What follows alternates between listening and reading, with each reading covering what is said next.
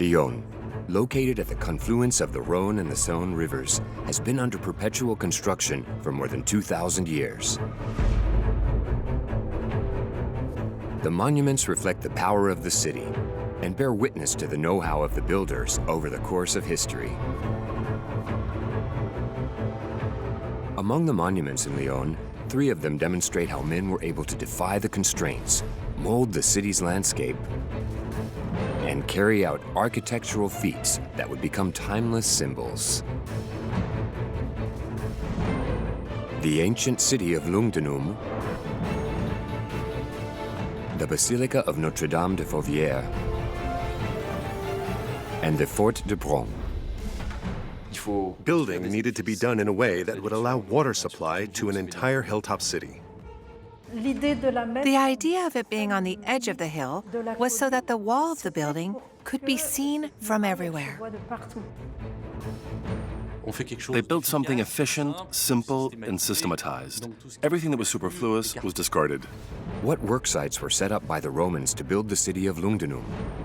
How did the builders manage to construct the Basilica of Notre-Dame de Fourvière on a hillside? What techniques were devised at Fort de Bron to protect the people of Lyon? It's a bit of a honeycomb. The goal was to make a large monument, but with a minimum of materials. These supports were made to slide. They consisted of a system of plates that weren't attached. Each construction unit was autonomous. The system is self-supporting. You can remove the walls next door and nothing will move. Thanks to the greatest experts on the city's heritage, computer-generated reconstructions, and never-before-seen aerial shots, you are about to see how these buildings sprung out in Lyon. This is the story of the construction of 3 of the most beautiful monuments in Lyon, the dreams of visionary architects and engineers.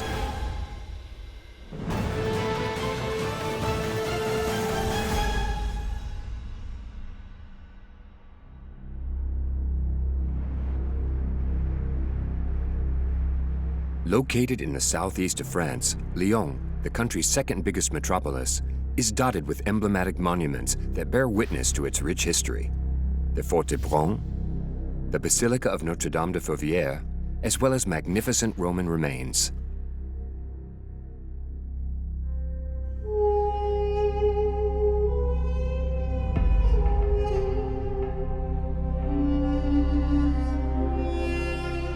In the year 43 BC, the region of Gaul was conquered by Julius Caesar. The Roman Empire had to consolidate its power and manage this immense territory. A strategic location was found. It was here, on the banks of 2 rivers, that the great city of Lugdunum was established. From the beginning, the site of Lyon at the confluence of 2 rivers was a choice that allowed for ideal human settling from a commercial point of view, a military point of view, and a civilian point of view. The 2 main waterways of the Rhône and Saône were a link between the north and the south of the territory. The geographical location of Lyon would determine its expansion. A network consisting of several major land routes totaling over 2,500 kilometers was created in all directions from Lugdunum.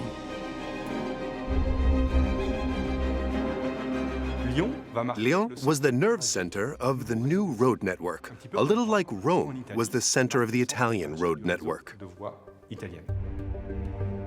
On the hill of Lugdunum, practically everything had to be done and built from scratch. The few houses present were made out of the perishable materials of lime and wood, a far cry from Roman living standards. Gaul was a virtually untouched terrain, and these Gallic sites served as a testing ground for new architectural forms. Lugdunum was particularly suitable to that. The challenge for the builders was to create a city capable of housing tens of thousands of inhabitants and to offer all the comforts, administrative infrastructure, and services, such as baths and performance venues worthy of a capital.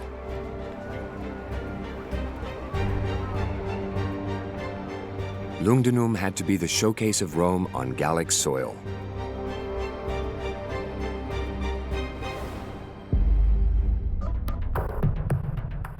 2,000 years after its construction, this entertainment venue still stands proudly in the heights of Lyon. The 10,000-seat theater is proof of the know-how of its builders. The secret of its longevity notably lies in its location.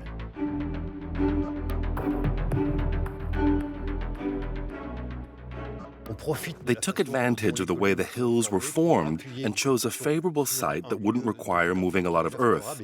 The solid foundation ensured the success of the rest of the construction. The builders started by digging into the hill and creating a semicircular shape with a diameter of 108 meters, called the cavea. The stones that were removed were used to build the foundations of the theater. To that end, the workers used mortar composed of lime, sand, and stones.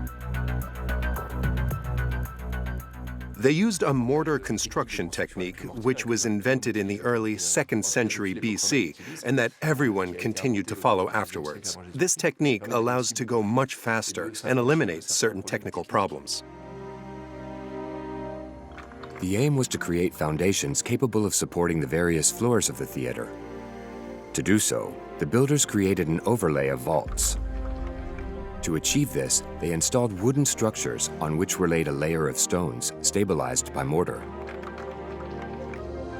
These vaulted foundations allowed them to build higher while saving materials.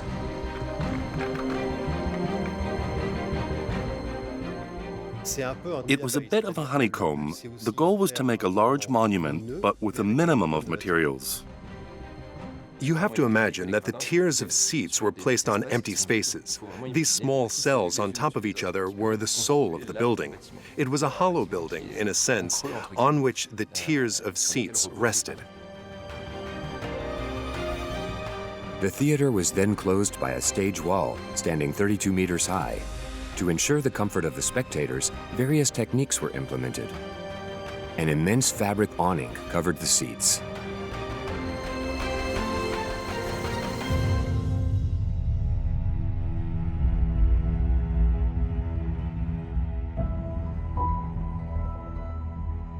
Everything was done so that the inhabitants could make the most of their Roman lifestyle. But for Lugdunum to be the Gallic mirror of Rome, one element had to be omnipresent in the city: water.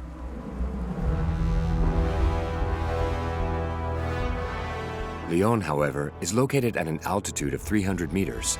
To bring water to the hilltop town, engineers engaged in constructions on an epic scale.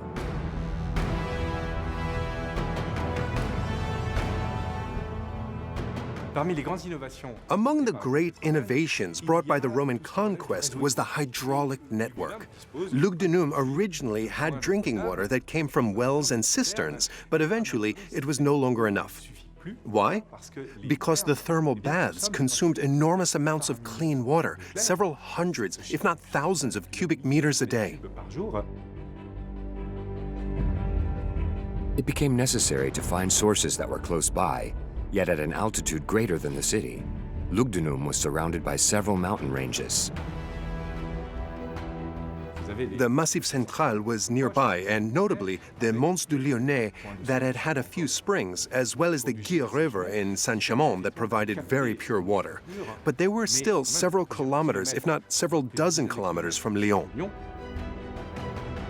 The challenge was to carry water over long distances, crossing mountains and valleys, sometimes over 80 kilometers. The idea was to build a covered canal in order to essentially keep the water fresh and prevent dirt from entering it. In addition, the main objective was to maintain a slope of 1 meter per kilometer, which isn't huge. It goes to show the difficulty that the Romans had in building an aqueduct.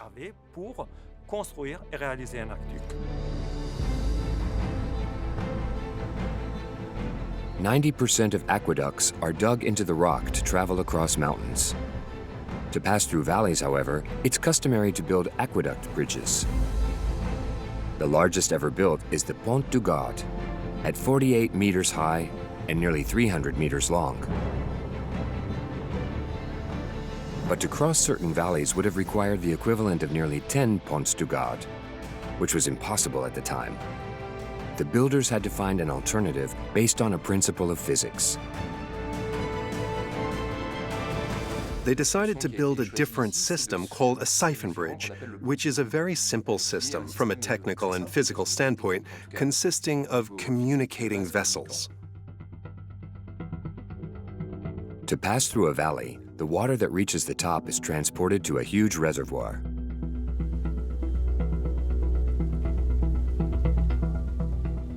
At the base are 10 lead pipes that go down to the bottom of the valley and then up on the other side.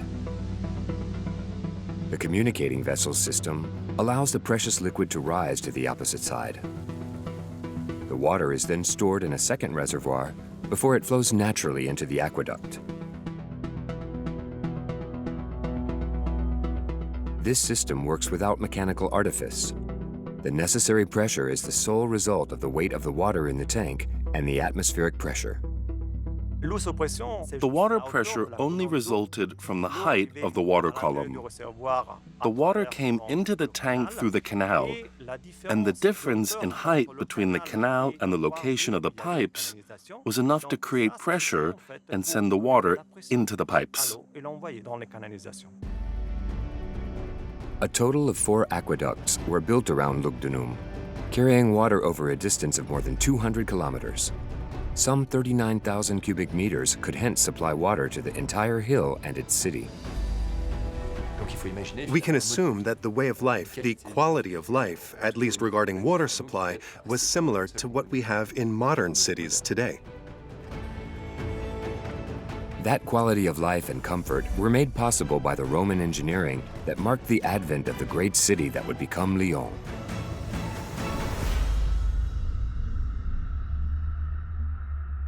Today, the hill is no longer the center of the city, but it remains a great point of interest. A few hundred meters from the theater lies one of the emblems of Lyon, the Basilica of Notre-Dame de Fourvière.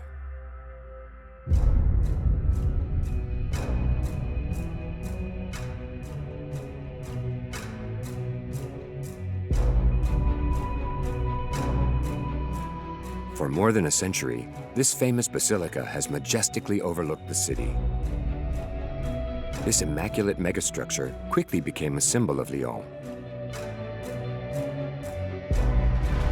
People went there to pray to the Virgin Mary, whose watchful eyes supposedly spared the inhabitants from scurvy, cholera, and the plague.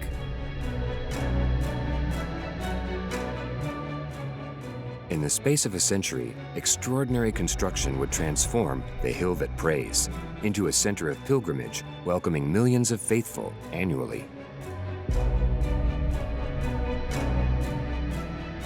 The 19th century was the century of Marian devotion, and for Fourvière, the century of the explosion of magnificence. That was very clear, and from the early to mid-1840s, they had plans to expand this church, which was too small. It would take several decades for the project of a gigantic church to take shape and for the work to begin.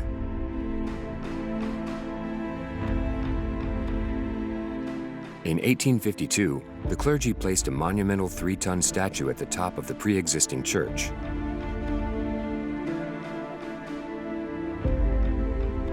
The Golden Virgin rose 170 meters above the city, and it radiated in the Lyon sky.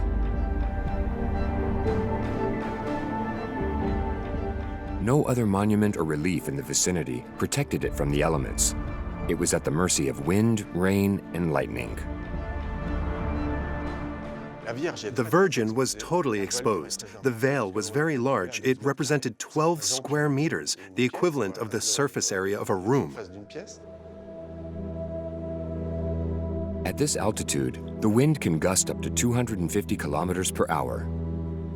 The surface of the Virgin was such that the structure had to be able to withstand a lateral pressure of 1 ton, the typical weight of a car. To that end, the builders resorted to colossal endeavors to solidify the foot of the statue. Masonry is inert. It's not meant to vibrate, so if a vibration is transmitted to the masonry, it will start affecting the hinges, which creates spalling. The whole structure can crumble quite rapidly. To keep the building standing, an ingenious arch system was put into place. Like the ribs of an umbrella, 8 20-meter reinforced concrete arches started at the foot of the statue. They took on the pressure and dispelled it, thus preserving the monument for centuries to come.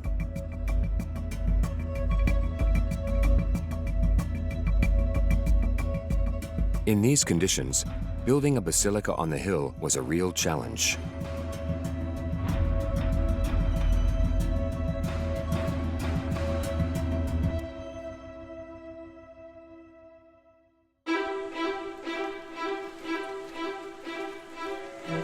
The year was 1850, in the heart of the 19th century, which epitomized technical revolutions.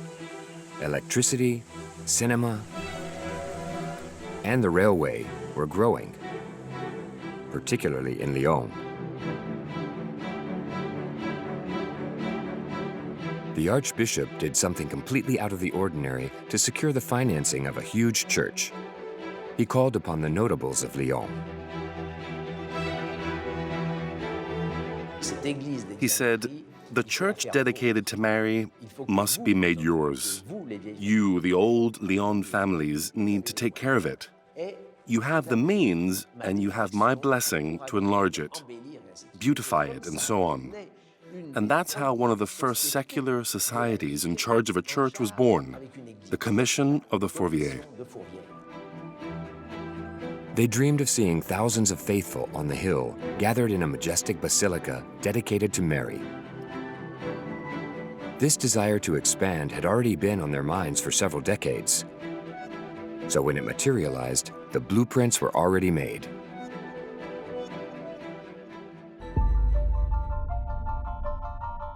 Lyon architect Pierre Bosson worked on and refined the plans for nearly 40 years.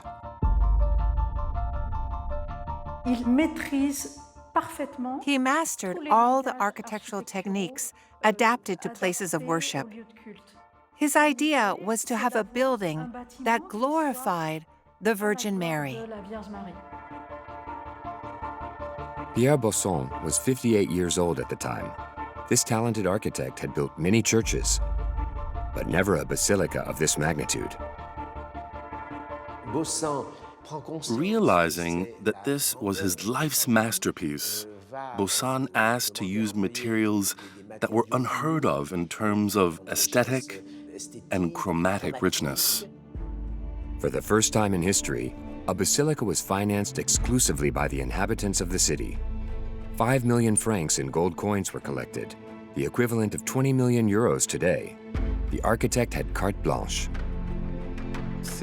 These buildings were not subject to the architectural constraints of the state, which explains the complete freedom enjoyed by Bosson, the architect, to carry out this fanciful project. The success of the donation appeal allowed Pierre Bosson to undertake his outrageous project. He wanted the basilica to overlook and dominate the city, to become Lyon's new beacon. To that end, he went as far into the void as possible, even to the point of defying the laws of physics. The idea of it being on the edge of the hill was so that the wall of the building could be seen from everywhere. But before construction even began, Pierre Bosson had to give up the biggest project of his life. Aging and ill, he entrusted the site to architect Saint-Marie Perron, but supervised from a distance the progress of the work, and especially the foundations, because the Fourvière hill was far from stable. They were in one of the first settlements of Lyon. They had no idea what was below. They were bound to run into difficulties. The architect was forced to review his plan. He moved the location of the basilica back a few meters in hopes of gaining stability. Work began on November 8, 1872. The first objective was to deeply anchor the monument on the slippery slopes of the hill. They made very deep foundations, 26 meters into the ground. They didn't dig down to the rock, instead laying the first stone on a bed of gravel. 30 meters from the summit, the workers began to dig what would become the apse of the basilica. They dug through many geological layers to a depth of 26 meters. The equivalent of a 10-story building was removed.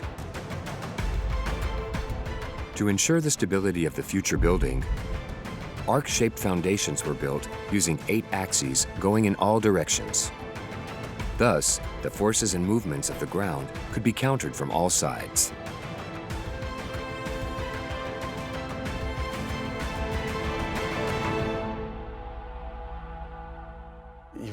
They used planks.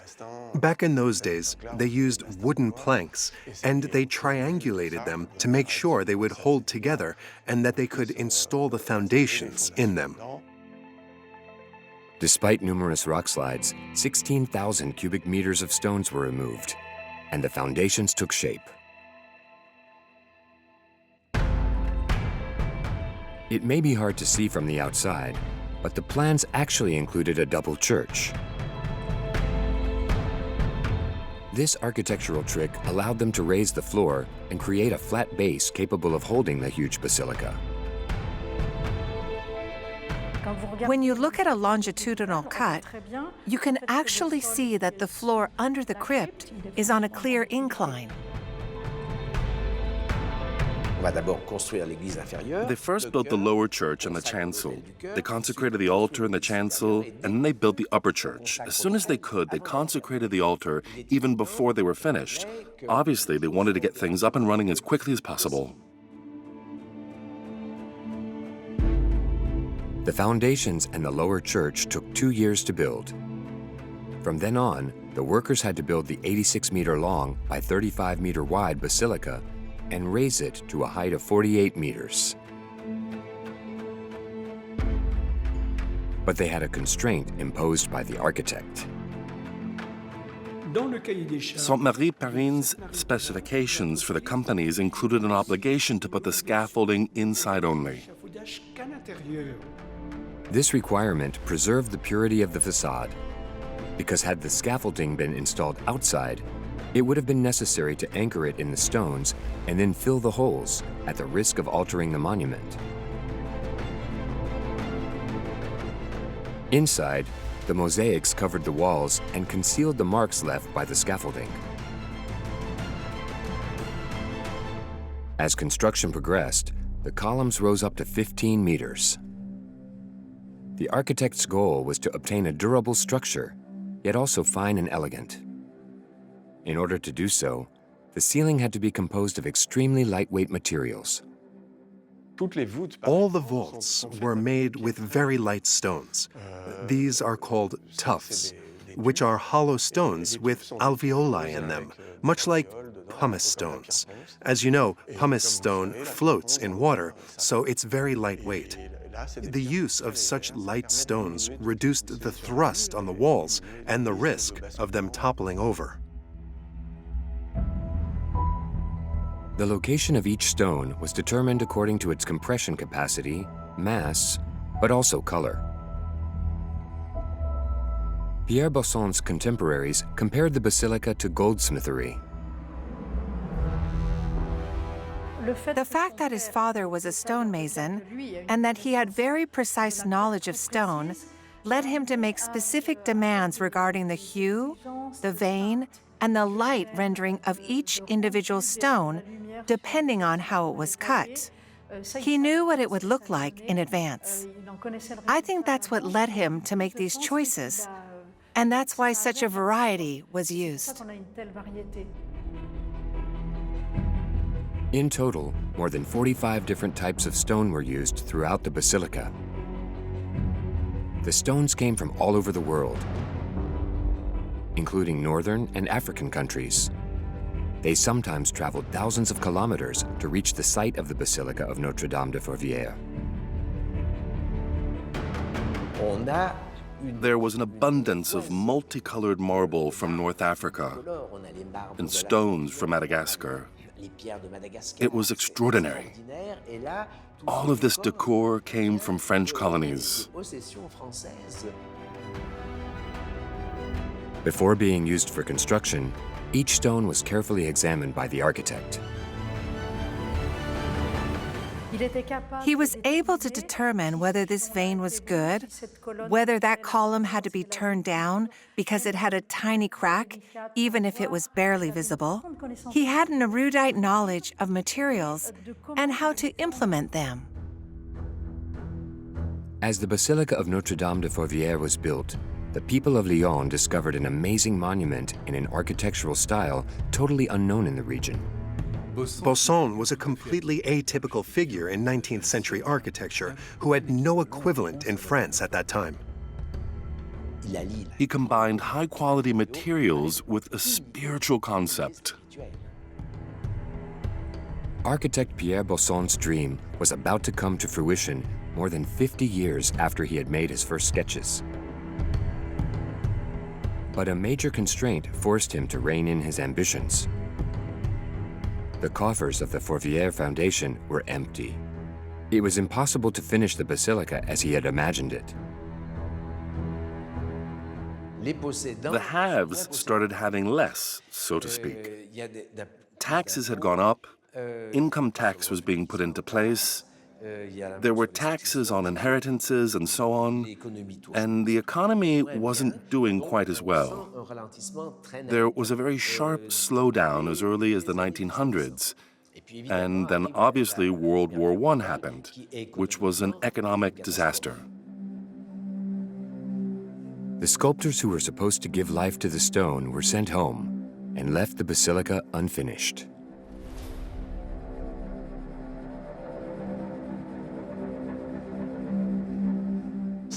It wasn't completed, a little like a rough sketch. Many of the stones had been prepared, but not carved yet. As a result, it looked a little rough, like a fortress, even though the finished product was supposed to be much finer. While some of the stones were left raw, it was necessary to finish building the roof. Here again, the foreman tried to cut cost.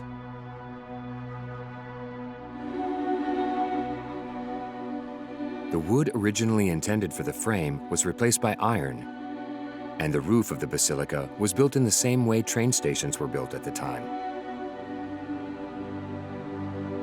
To that end, the builders relied on the technique developed by French railway engineer Camille Polonceau. His idea was to create a structural frame with a triangular shape called a truss.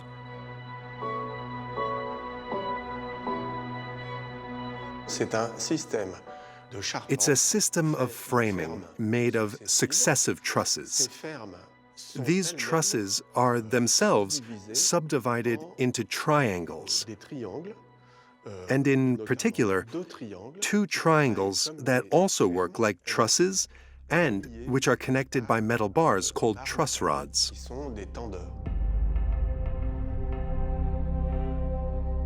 The ingenious Polonceau system makes it possible to create a frame capable of absorbing expansions with very little material.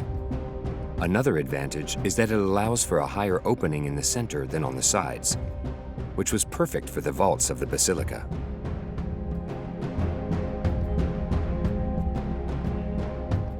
Once the frame was completed, the covering had to be installed.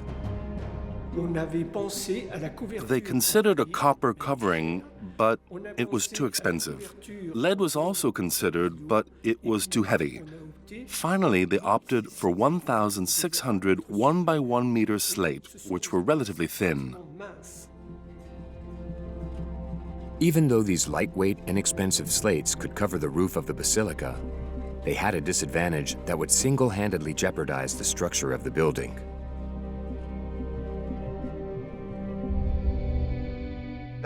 Slate is a material that absorbs solar radiation and heats up enormously as a result.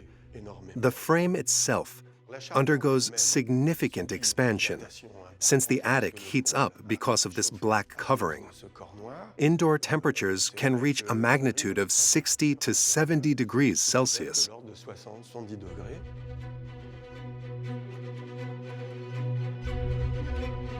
The temperature differences are such that the expanding frame cannot be in direct contact with the walls, which have no flexibility. There was a risk of pushing against the masonry and creating cracks. The architect therefore had to come up with a trick. Bausson designed a very interesting system that laid the frames on small, oiled plates. These supports were made to slide. They entailed a system of plates designed to slide on top of each other, but which were not attached to the walls. The iron frame was hence independent of the walls and could expand without threatening the structure of the monument.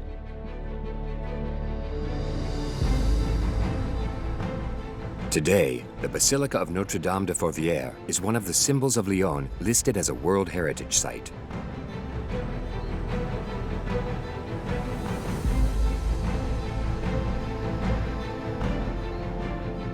At the end of the 19th century, Lyon strengthened its religious power. Its trade, on the other hand, was undermined because of the war against Prussia. And Lyon, a strategic city, was threatened with an invasion.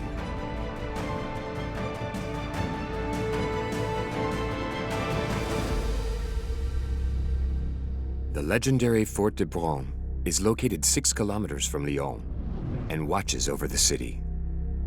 To understand all the intricacies of the construction of this gigantic fort, we have to go back in time 150 years.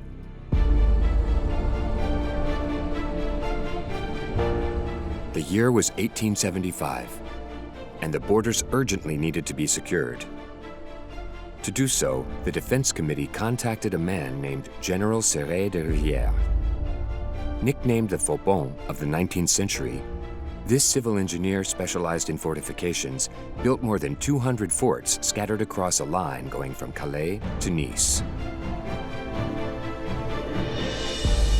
Lyon, France's biggest commercial city, was coveted by enemies. It was decided to make this city an impregnable strategic place. Lyon was special because it wasn't a part of this line. It was a rear base designed to support and send troops and equipment. It was only meant to resist if the first line defense fell. That's why it had to defend itself from all directions. For 40 years, Lyon had been protected by a surrounding wall, but its ramparts were no longer effective in defending the city. Military techniques had evolved, and the range of enemy guns now exceeded 6 kilometers. It was impossible to build a huge wall far enough from the city. Therefore, it became urgent to find a solution to keep attackers at bay. General Serret de Rivière decided to build forts at strategic locations to watch over Lyon. Everyone shot on sight. From a military standpoint, the advantage consists in being up high, so as to see the enemy and be able to shoot further. Whereas if you're lower, your cannon has to be more powerful in order to reach the target. A hill located 6 kilometers from Lyon attracted the attention of the military engineer, the hill at Bron. Its highest point rose to 212 meters above sea level, making it an ideal strategic defense and observation post against any threat from neighboring Italy.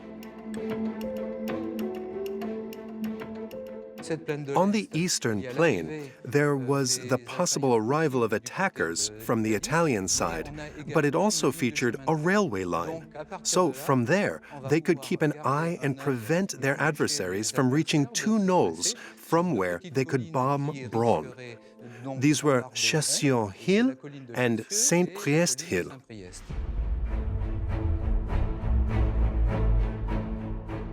The project was ambitious. General Serret de Rivière built a huge 7-hectare fort, the equivalent of 10 soccer fields, capable of accommodating nearly 900 men and 26 cannons.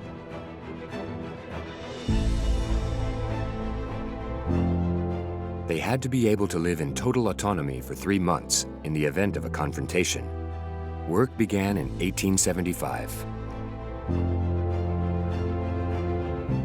They wanted to build the Serre Rivieras project very quickly because they were afraid of an imminent attack. They built something efficient, simple, and systematized. Everything that was superfluous was discarded. After raising the forest, the workers began by delineating the edges of the Fort de Bron. To do so, they relied on the plans designed by General Serre de Rivière. They dug huge ditches with rudimentary tools such as shovels and pickaxes. The outer edge of the fort was 1.5 kilometers long. It was a relatively large mass of land. The volume to be removed was colossal. Workers dug ditches 7 meters wide and 6 meters deep. A total of 63,000 cubic meters of earth were removed, the equivalent of 25 Olympic-sized swimming pools. That's nearly 80,000 tons of land. These ditches formed a hexagon, where each angle was calculated to protect the building from all sides. The tip of the fort was directed towards the enemy. You could almost trace half of the fort using the other half. All of the forts built by Serre de Rivière were designed using construction units that displayed perfect symmetry. The entrance to the fort was via a single and secure access facing Lyon. Once inside, the various buildings started from a 200-meter central axis called the capital.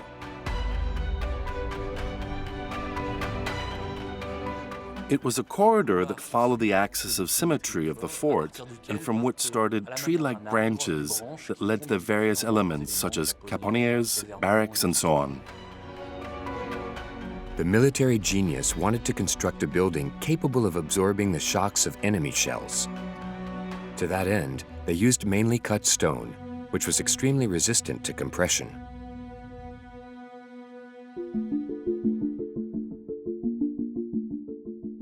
To increase the building's resilience, the buildings were low and consisted exclusively of vaults, the architectural form most resistant to impacts.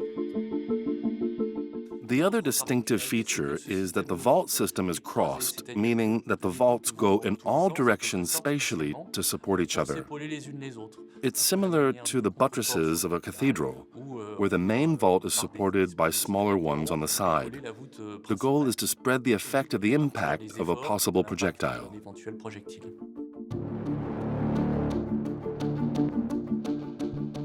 Construction began with the fully arched corridors.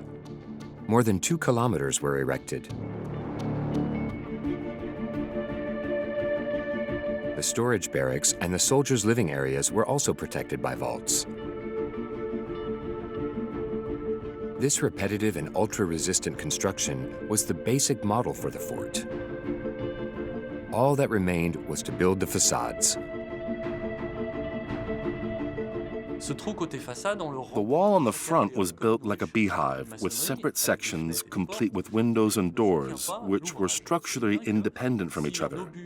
Because of this, if a shell broke through the facade, it would only break the part it hit without affecting the other adjacent independent ones, nor the structure's integrity of the building, which could then be fixed fairly easily. Each cell, each construction unit was autonomous. The system was self-supporting. You could remove walls and nothing else would move. An enemy cannonball could therefore damage part of the fort's construction without threatening the entire structure.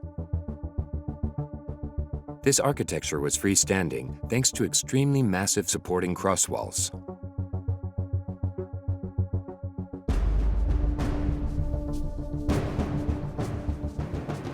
Each of them was capable of withstanding a colossal load of several hundred tons. So much so that today, the pillars support an unexpected installation. The Fort de Bron has a 40,000 cubic meter water reserve. If you include the concrete in the construction, that means approximately 50,000 tons are resting directly on the pillars of the fort. Although the Fort de Bron was able to withstand heavy loads, the cut stones used had a drawback. Upon impact from the cannonballs, they exploded and in turn transformed into lethal projectiles. The military mastermind found a rather surprising solution to counter this problem.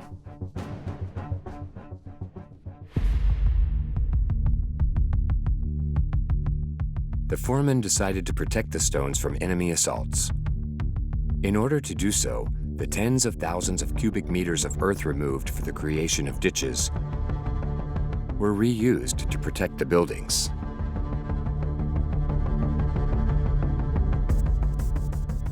The goal was to use the land to absorb shocks and preserve the buildings. They didn't look for earth in the countryside. They took the earth they had moved in the first place and put it back. So they avoided unnecessary travel. They saved on raw materials, but also time, because the remote sourcing of materials would have been time-consuming, and time is money. The army took all these factors into consideration, and the construction of the fort had to be done in the most economical way possible. As the earth had been removed from the ditches, it was systematically recycled to backfill the masonry. Before starting this huge project, however, a tedious but vital step had to be completed. The earth was sifted, in a sense, even roughly, but enough to eliminate any big stone and avoid turning it into a new projectile upon impact by a shell. 63,000 cubic meters of earth were distributed over all the buildings of the fort. Depending on their size, a layer between 4 and 16 meters thick covered the buildings. No masonry was visible to the enemy. The fort completely disappeared into the landscape. As a result, the soldiers had to live underground. Those living in the fort lived in darkness. Keep in mind that candles were expensive and torches were dangerous because at the time they used black powder, which is a very unstable explosive. So to avoid any explosives, they relied as much as possible on natural light. The fort had 32 skylights, each with slightly different dimensions and shapes. For example, some of them were round, while others were square. The shapes had meaning. A round one indicated to the soldiers walking in the gallery that they were either on a slope or at an intersection.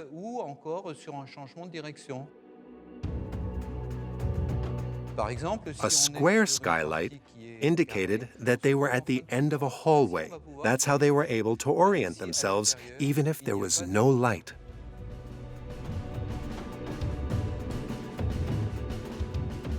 These skylights allowed for an ingenious circulation system in this underground maze. Without them, it would have been impossible to move within the 7-hectare fort. While these openings allowed soldiers to move about underground, they also solved an issue pertaining to intensive combat.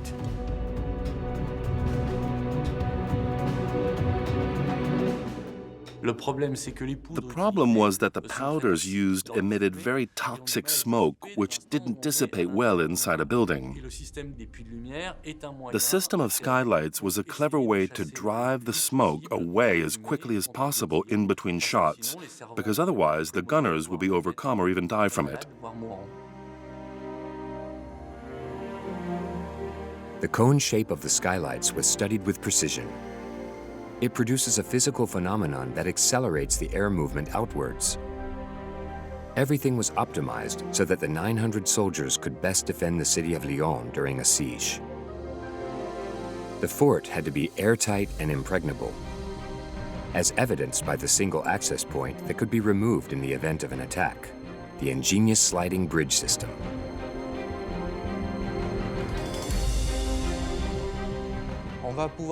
They were able to slide it to the side, and the advantage of doing so was that underneath it was a 6-meter deep section that prevented the attackers from going from the ditch to the inside of the fort. The idea was that a handful of men, 2 or 3 at most, could lock the fort in less than 4 minutes. From that moment on, the soldiers were left to their own devices. They had to be able to hold their ground and defend themselves for 90 days in total self-sufficiency.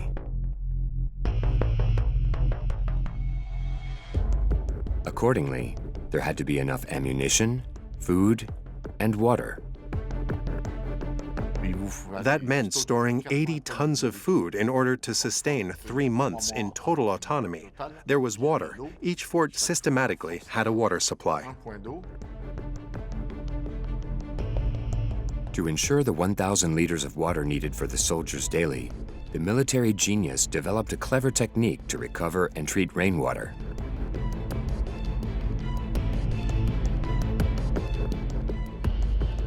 Drops of water passed through the vegetation and fell on the earth located on top of the buildings. Afterwards, they infiltrated over several meters and were purified before touching the upper surface of the vaults, the outer part of the masonry that had previously been sealed. Then, an underground pathway allowed the water to be recovered.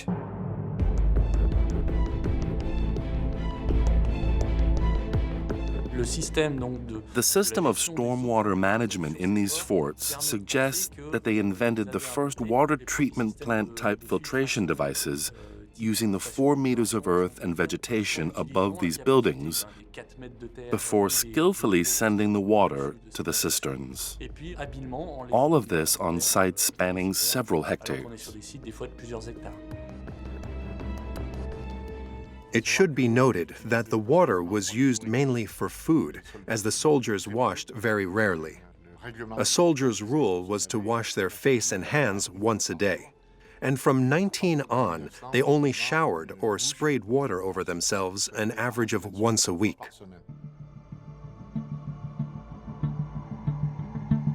The Fort de Bron was the first of this chain of forts in Lyon. 10 others were built using the same principle in less than 15 years. In total, nearly 80,000 men had to be able to defend the city of Lyon from these strongholds. But in 1881, a new military technology completely called into question the defensive capacity of these forts. French chemist Eugène Tourpin discovered a revolutionary explosive called melinite. From the moment you put melinite in a cannonball instead of black powder, the explosive power is multiplied by 10, I believe. So much so that a melinite shell on impact explodes even stronger than previous generations. The 4 meters of earth used in the traditional stone forts by Serret de Rivière became inoperative, given that the shells loaded with melinite went through them like a knife through butter. Initially designed to withstand a 3-month siege, the Fort de Bron, like all other Serret de Rivière forts, could now be destroyed in a day or two. All construction was halted on the buildings in progress, which were considered obsolete. It's true that these forts became obsolete very quickly. It only took 10 years for them to be obsolete. Black powder had existed for 400 years, and armaments had evolved very little over that time.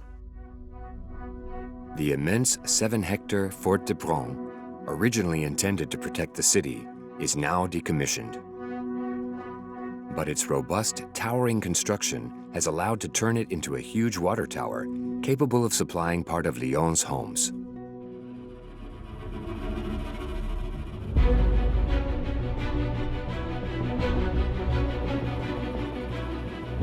In 2,000 years of history and construction, Lyon, by its strategic geographical position, has never ceased to be an example and be coveted and envied by its neighbors.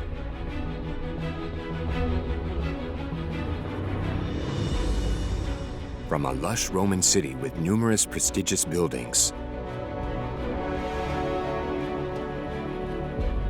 to being the religious capital of France,